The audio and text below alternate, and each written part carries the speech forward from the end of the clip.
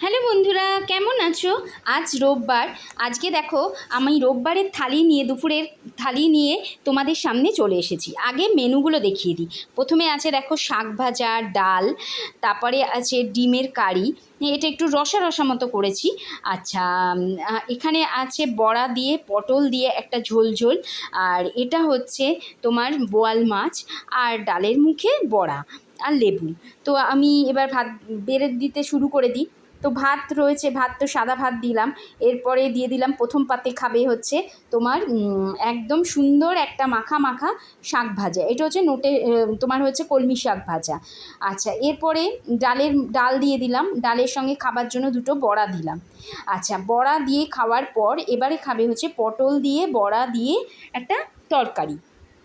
এটা খুব অল্প ঝাল, মানে মশলা দিয়ে তৈরি করেছি। এটা রাতে রুটিও খাবো আমরা এটা দিয়েই, এবং এটা বেশ রুটিরও তরকারি, জানো তো, ভালোই লাগে এটা। আচ্ছা, এরপরে আসলো ডিম আর আলু দিয়ে কষা কষা একটা ডিমের কারি। তো এটা একটা, রোজ আমাদের ডিম খাওয়া হয়, তো আজকে সকালে ডিম খাওয়া হয়নি বলে আমি এটাকে কারি করে নিয়েছি। তো এটাও দিলাম। এরপরে দিলাম, আজকে আনা হয়েছিল বোয়াল মাছ। তো এটা বোয়াল মাছের একেবারে ঝাল ঝাল করে করেছি। দেখো তো বন্ধুরা, আজকে রোববারের মেনুটা কেমন হয়েছে? তোমাদের থালিটা কি পছন্দ হলো? আমার তো মনে হয় ভালোই হয়েছে থালিটা।